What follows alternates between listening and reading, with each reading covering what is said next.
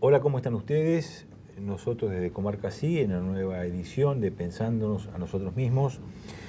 Hoy vamos a retomar un tema que de alguna forma nos ocupó y nos preocupó el pasado año, cuando estuvimos haciendo una serie de programas donde tratamos la cuestión de la desinstitucionalización en materia de salud mental, de alguna forma análisis hechos al calor de la nueva legislación argentina de salud mental, donde una serie numerosa de participantes nos visitaron y dieron sus opiniones, muchas veces controvertidas, polémicas, pero que de alguna manera fueron interesantes para ustedes.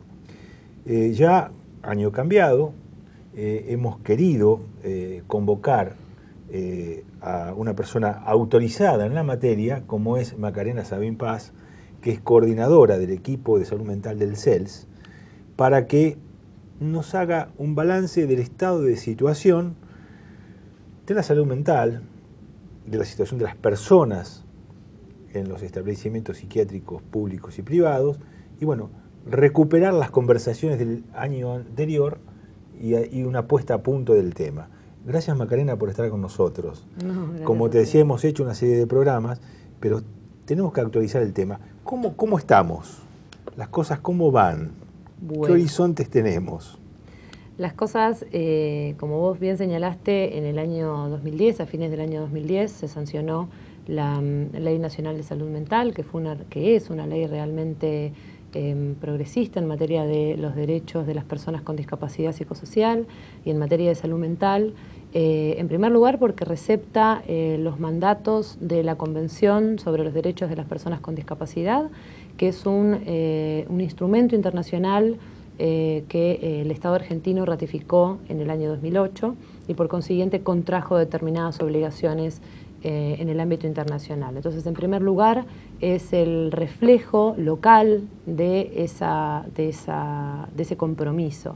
Pero también, y ya entrando en lo que tiene que ver con el cuerpo de la ley, porque de alguna manera su letra está pensada para frenar las graves y sistemáticas violaciones a los derechos humanos de las personas que están encerradas en las instituciones, en los manicomios, lo que llamamos los manicomios argentinos, públicos y privados. En primer lugar, señalando que son personas con derechos, ¿no? Señalándolas como sujetos de derecho. Parece increíble, pero antes de esta ley, las personas con padecimientos mentales eran prioritariamente consideradas sujetos de tutela por parte del Estado. Y solo en algunos casos esa tutela tenía lugar a ser revisada. Esta ley lo que va a decir es que todas las personas con padecimientos mentales son sujetos de derecho igual que los demás y por tanto les caben la misma que a cualquier otro ciudadano. Como tienen que ver con las cuestiones del debido proceso, de poder tener un juicio justo, en plazos razonables, tener un abogado defensor, poder entrevistarse con el juez, cuestiones que a lo mejor parecen demasiado legales, pero que de alguna manera cambian la vida de las personas que están en un psiquiátrico, porque la persona antes en el psiquiátrico podía estar 20 o 30 años o toda su vida sin que nadie revise su internación, sin que nadie piense si esa internación seguía teniendo sentido, sin que no solamente desde el ámbito médico, desde el ámbito de la salud se piense esa internación, sino también que la persona tenga derecho a un abogado defensor, que no hable como un curador, como decía el viejo, bueno, todavía Código Civil, todavía nuevo Código Civil, sino que lo defienda de acuerdo a sus propios intereses. Entonces, la ley lo que determina son un montón de cuestiones instrumentales para cambiar esas graves y sistemáticas violaciones, y entonces por eso digo es una ley progresista, es una ley que reconoce derechos, es una ley de derechos humanos. Si bien la sanción de esa ley tuvo un impulso político fuertísimo y la participación de un montón de sectores de la academia, de personas usuarias de los servicios de salud mental, organizaciones de familiares, organizaciones sociales de derechos humanos, digamos, múltiples ámbitos participando, luego de la sanción, la obligación, si se quiere, institucional tenía que ver con el decreto reglamentario de la ley. Hay leyes que por su forma no necesitan de un reglamento para ser debidamente implementadas y respetadas. Son las leyes de interés público. Sin embargo, las leyes, hay cuestiones que no son abarcativas en su procedimiento y entonces necesitan un reglamento para saber cómo deben implementarse. Y es ahí donde todavía hay un desafío muy fuerte pendiente, un punto pendiente que es realmente importante, porque si bien no es necesaria para poder ser implementada y respetada y ejecutada, de alguna manera funciona como excusa. Una coartada. Como excusa para los sectores y para las jurisdicciones del país que son más resistentes a implementar esta ley, ¿no? Macarena, vos sabés que, bueno, Macarena es psicóloga, no es abogada. Vamos a hacer esta aclaración, sí. que importante, digamos, la transdisciplina en el marco del equipo de salud mental exacto, del CELS, ¿no sí, es cierto? Exacto, sí. Hemos tomado bastante en cuenta las publicaciones del CELS, y lo hemos hecho notar a la audiencia nuestra, como Vidas Arrasadas, o los informes anuales que produce el CELS sobre salud mental, que creo que el próximo es en mayo, ¿no? Sí, exacto. El próximo sería el informe 2013. Exacto. En los hechos, en lo concreto, digamos, desde Vidas Arrasadas, que fue del año 2008, hasta ahora, ¿hay cambios sustantivos? A nivel de la Ciudad de Buenos Aires existe la unidad de letrados, se llama así. Estos términos son un poco como Hemos hecho una entrevista muy interesante con la unidad de letrados. Claro, y realmente eso es un paso diferencial, previo a si uno está pensando en el diagnóstico que estableció el Vidas Arrasadas, ese informe que se llamó, bueno, Vidas Arrasadas, la segregación de las personas en los psiquiátricos argentinos. En la Ciudad de Buenos Aires hay un fuerte cambio que tiene que ver con la Ley Nacional de Salud Mental, que es la creación de la unidad de abogados defensores para todas las personas que están internadas en los psiquiátricos de Capital Federal.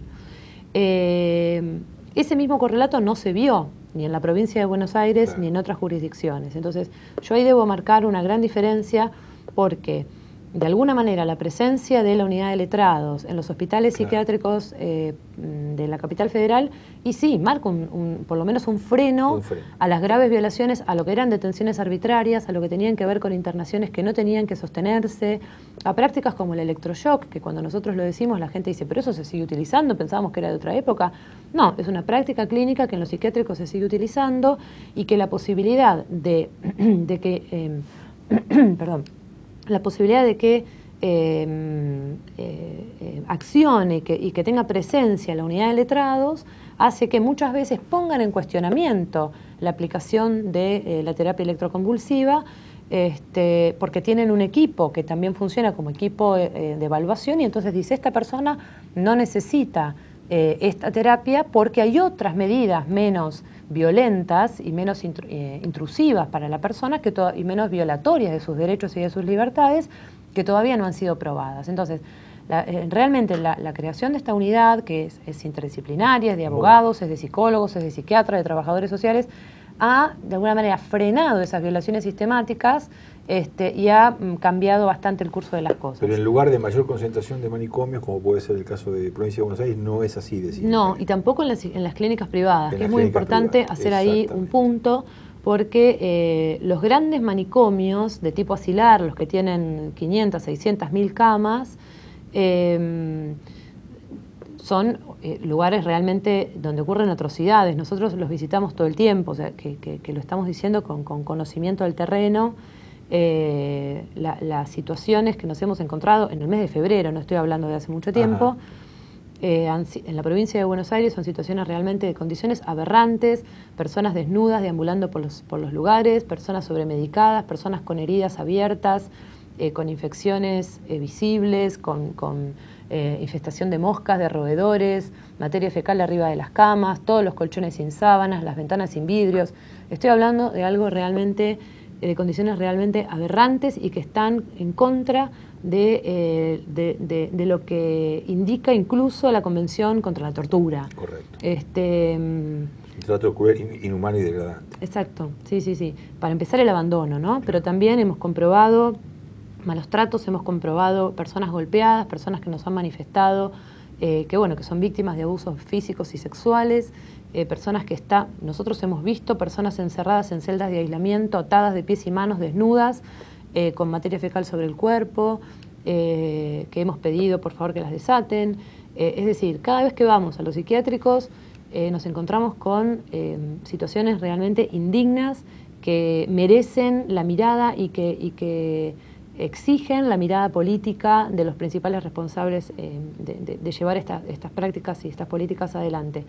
Pero quiero hacer un punto en las clínicas privadas porque los grandes psiquiátricos es lo más visible y aparte es donde podemos entrar.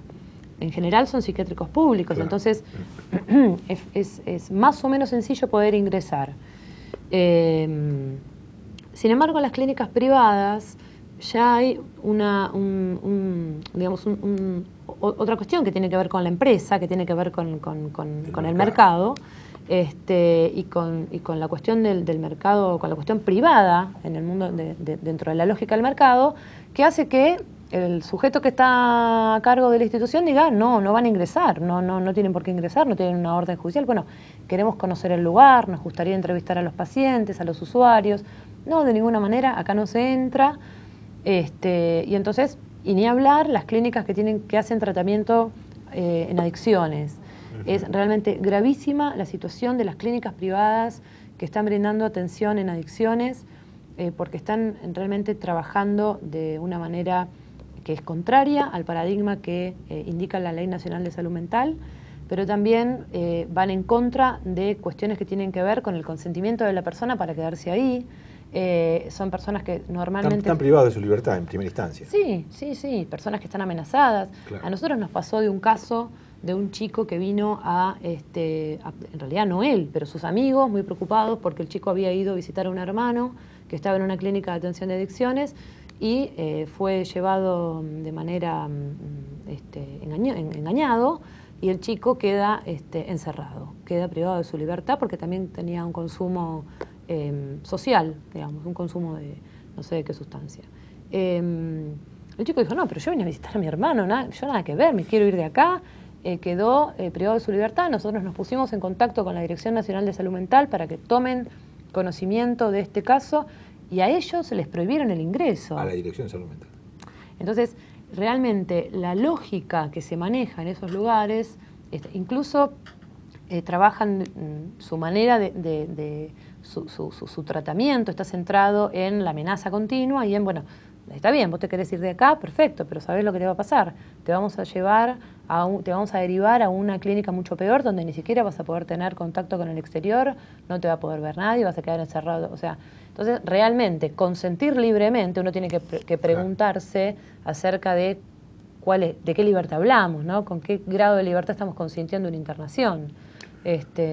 Vamos a ir a una pequeña pausa. Sí. Dejo colgando una preguntita, porque nos parece que hubo mucho impulso el año pasado, 2012, de discutir mucho el tema del no al manicomio, pero surgió lo del centro cívico macrista y que me parece que las cosas se fueron desviando de atención.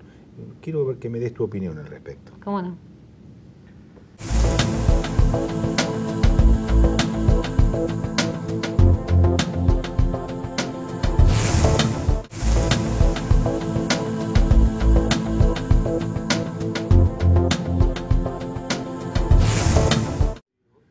Bueno, seguimos con Macarena Sabín Paz, coordinadora del equipo de salud mental del CELS.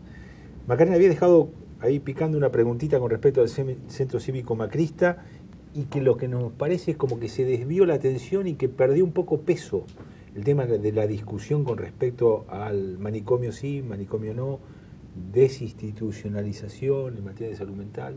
¿Es así o es una percepción equivocada? No, es una percepción muy acertada. El avance del centro cívico del gobierno porteño en lo que tiene que ver con el predio del Borda generó de alguna manera un debate diferente, ¿no? Hasta ese momento era más claro el debate sobre la desmanicomialización, los sectores que estaban a favor y en contra de desmanicomializar. ¿Qué quiere decir esta palabra? Bueno, ustedes lo trabajaron mucho el año pasado, sin embargo es importante recordar, no se trata de dejar a los pacientes o a los usuarios solos y abandonados, como nos han confrontado muchas veces, ¿no? No se trata de dejar a los usuarios en la calle, no se trata de dejar a la gente sin atención.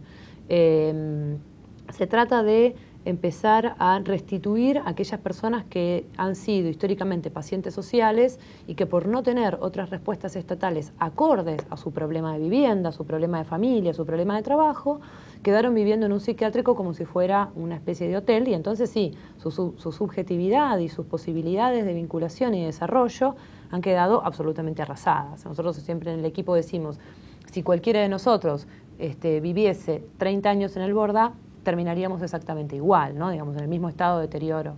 Pero entonces, ¿qué ocurrió con el avance del centro cívico? De alguna manera, algunos sectores dijeron, no, si lo que quiere el gobierno porteño es porque el discurso era, en nombre de la desmanicomialización, nosotros vamos a cerrar el Borda, claro, y vamos a construir ahí el centro cívico. Entonces, claro, esto generó una gran defensa hacia el Borda. Dijeron, no, inclusive algunos sectores que estaban a favor de desmanicomializar terminaron en una especie de abrazo y de defensa al Borda por evitar el avance del centro cívico porteño. Entonces ahí nosotros dijimos, bueno, acá hay que tener cuidado, porque por impedir este avance del centro cívico tampoco podemos terminar defendiendo el hospital, el manicomio. Nosotros estamos a favor de la salud pública, creemos que esto es obviamente un derecho insoslayable y que aparte es irreemplazable, no existe otro esquema que pueda hacer, que pueda brindar lo que brinda la salud pública, en términos de derechos, en términos de acceso, en términos de accesibilidad, etcétera. Pero también es importante decir que el manicomio no es el sinónimo de la salud pública. El manicomio es una manera muy particular de pensar la salud o la no salud pública. Entonces, la idea de desmanicomializar es ir progresivamente migrando los recursos puestos en el psiquiátrico hacia instituciones insertas en la comunidad de atención en salud mental comunitaria, y que la salud mental sea vista como otra especialidad, así como cuando uno tiene un problema cardíaco va al hospital público a atenderse en el servicio de cardiología, o cuando tiene un problema de traumatología, etcétera, y no tener que quedar en un lugar, digamos, señalado como persona que no tiene, que no está en determinado estado de salud. El manicomio va más allá de los muros, es una cuestión de prácticas. Exacto, eso es muy importante, porque también decimos, bueno, que lo importante es modificar las prácticas, porque si vamos a replicar pequeños manicomios adentro de los hospitales generales, no hagamos nada, digamos. ¿Y con qué tiene que ver? ¿De qué hablamos cuando hablamos de lógica manicomial? De poder revertir las viejas prácticas, de que la medicación sea utilizada como tiene que utilizarse, como una herramienta para el tratamiento, que la persona sea una persona con derechos, que la persona pueda ser escuchada en su voz, que pueda aparecer la voz del sujeto, que la intervención sea una intervención interdisciplinaria, que la medida terapéutica de la internación sea el último recurso cuando la persona ya recorrió todos otros recursos menos restrictivos de la libertad y se comprobó que, bueno, que no eran necesarios, y entonces viene la internación, digamos. Hay un montón de funcionamientos y de lógicas de intervención que hacen a una lógica no manicomial y a una intervención no manicomial. Entonces es muy importante, para no replicar el funcionamiento del viejo manicomio, donde el sujeto es un sujeto depositado en una cama, medicado, y bueno, y básicamente el tratamiento es ese, donde hay una conducta ociosa de los usuarios. Si uno recorre los psiquiátricos, lo que va a encontrar es gente en las camas durmiendo. No hay otra cosa. Y después gente deambulando en los pasillos ¿no? y en los límites del hospital. Macarena, hemos leído últimamente algunos informes de ustedes en conjunto con los costumberos y faloperos con relación a la relación entre cárcel y locura, y también los documentos del CELS anteriores también abordaban, y me imagino que el informe de 2013 también abordará esta cuestión. Sí. Pero el tema en realidad el tema de cárcel y locura es una especificidad importante a tener en cuenta, y como muchas cosas queda subalternizada, queda a un costado. Exacto. ¿Cómo es la situación? Digamos, contarnos a nuestra comunidad la cuestión de un loco preso. Nosotros creemos que el loco preso es el último eslabón de la cadena, es el sujeto que nadie mira, digamos. Si el loco es una persona segregada, vulnerada, invisibilizada, y el preso, por su lado, también lo es, la conjunción del loco preso es el último eslabón de la marginalidad. Con ese documento que elaboramos con esa organización, Locos, Tumberos y Faloperos, lo que quisimos demostrar, lo que quisimos visibilizar es que hay algunas normas, algunos reglamentos, algunos decretos reglamentarios que son muy viejos, que son decretos reglamentarios de la ley de la pena de ejecución penal, donde está demostrado que la persona que es una persona con padecimientos mentales que cometió determinado acto criminal y que se demostró que no tenía conciencia de ese hecho... Los inimputables. Por ejemplo, no, pero también personas que son imputables. Ajá. Porque los inimputables no deberían quedar bajo el sistema penal, deberían quedar bajo el sistema civil. Correcto. Porque justamente lo que se demostró era que no tenían conciencia del acto criminal. Entonces, para ellos no está la cárcel. Para ellos lo que debería haber es una respuesta centrada en salud. Entonces es una respuesta civil. Sin embargo, eso no ocurre así todavía. Pero bueno, pensando en las otras personas, en las que sí tuvieron conciencia de lo que hacían, pero que aún así uno puede determinar determinada cuestión o un determinado padecimiento mental, por no hablar ni de diagnósticos, que no es adecuado, y entonces quedan encerrados en esta suerte de cárcel psiquiátrico. ¿Qué cosas los diferencia claramente entre un preso común, vamos a decir, y un preso al cual se le atribuye locura? ¿Qué cosas cambian en ellos, esencialmente? Básicamente lo que cambia es que quedan por fuera de lo que tiene que ver con la progresividad de la pena. El preso común, llamémosle, cuando ingresa al sistema penal, tiene dos calificaciones que la llaman conducta y concepto, y que a través de estas calificaciones la persona puede ir gradualmente demostrando que se fue rehabilitando de ese desorden que había cometido o de eso que había cometido y que está en la línea de un desorden social, que entonces se fue rehabilitando, que fue comprendiendo lo que había hecho mal para la sociedad y que lentamente va a ser devuelto a esa sociedad a través de las salidas transitorias, etc. ¿Con los otros no ocurre eso? No ocurre eso. Las personas el loco preso, queda por fuera del sistema de progresividad de la pena, como si... o el prejuicio que subyace a esto es que el loco es loco de una vez y para siempre, que la locura es algo estático, que no es algo dinámico, que no es susceptible a cambios, que una persona que en determinado momento de la vida tuvo... Y no lo estoy diciendo con inocencia, yo sé que estas personas han cometido actos criminales, que muchas veces han matado personas y que son hechos realmente muy dolorosos, y sin embargo la respuesta estatal en el reconocimiento de derechos no debería tener que ver con eso. Entonces, cuando uno piensa que el loco preso queda por fuera de estos sistemas del preso común, en realidad lo que nos damos cuenta es que son medidas que dan una respuesta a una demanda de orden social, más que otra cosa. La sociedad quiere que este sujeto que cometió este hecho delictivo quede preso para siempre. Entonces es una respuesta a una demanda de orden social, de que este sujeto hay que correrlo de la sociedad porque no entiende cómo son las reglas de esta sociedad. Y el Estado no debería regular de esa manera, debería pensar en términos de derechos. Ustedes hacían también alusión a algo muy, muy fuerte, que es con respecto al tema de algo muy concreto, que es el tema de la sexualidad o las llamadas visitas íntimas, en el caso de la población carcelaria, que en el caso de aquellos afectados por una afección de su salud mental, cambia totalmente. ¿Cómo es la situación? Sí, la segunda cuestión, aparte de la progresividad de la pena, tiene que ver con la negación de las visitas íntimas.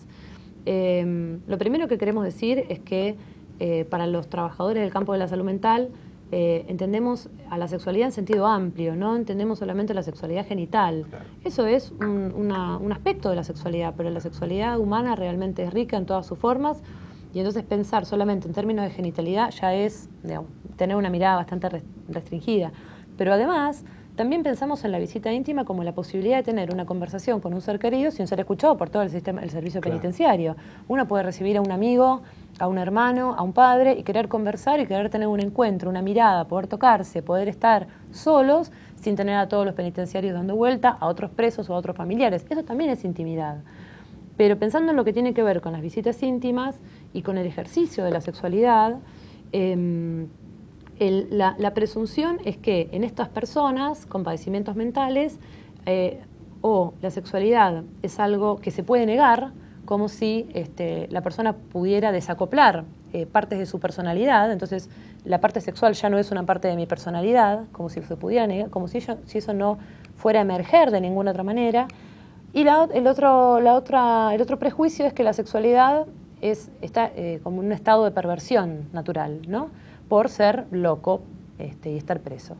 Entonces, de alguna manera oscila entre esos dos prejuicios. Lo que nosotros creemos es que el ejercicio de la sexualidad es un derecho de la persona humana y que en tal caso, si en algunos casos específicos este derecho está negado, eso debe ser decisión del equipo médico tratante, que son equipos civiles, y de ninguna manera debe estar de la mano del servicio penitenciario, como está ahora. Una pregunta práctica. Estas dos cuestiones, la progresividad de la pena y la cuestión de las visitas íntimas. Las normas que rigen este statu quo, que son decretos, son leyes, ¿cómo se sale normativamente de esto? Bueno, ahí tendríamos que, ahí es donde... Ahí te metemos en la parte abogada. Ahí es donde no soy del todo abogada. Bueno. Me hago la que soy abogada. No, estas dos cuestiones tienen que ver con dos decretos del año 97 y 99, que son decretos reglamentarios de la Ley de Ejecución Penal, la Ley de la Pena Privativa de la Libertad. ¿Y si se modifican esos decretos, esto cambiaría? Exacto. Como es un decreto... O sea, son decisiones que están, digamos, vulgarmente a tiro de decreto. A tiro de decreto. Como son decretos... No hay poder legislativo y poder ejecutivo. Exactamente. Como son decretos, se modifica con otro decreto. Claro. Entonces, cuando nosotros nos entrevistamos con personal del servicio penitenciario, de alguna manera dicen, bueno, yo puedo sacar una resolución y eso de alguna manera podría ayudar para demostrar cierto cambio en la práctica. Pero si no tenemos un decreto del Poder Ejecutivo, en términos normativos no alcanzaría una resolución para poder derogar esos decretos. Hubo algunos interesantes cambios en el Servicio Penitenciario Federal. O sea que habría quizá cierta conformidad del Servicio Penitenciario Federal, por lo menos, en avanzar en esta línea. Sí. Hasta donde nosotros sabemos y de las charlas que hemos tenido con los responsables institucionales del servicio penitenciario, sí. Incluso estaban avanzando, en la última visita que hicimos a Ezeiza, estaban avanzando en identificar dónde irían a construir las salas para las visitas íntimas. Ah, bien. Entonces, habría una buena actitud de avanzar en ese sentido. Lo que también creemos es que es cierto que se necesita un decreto del Poder Ejecutivo, pero que una resolución ayudaría.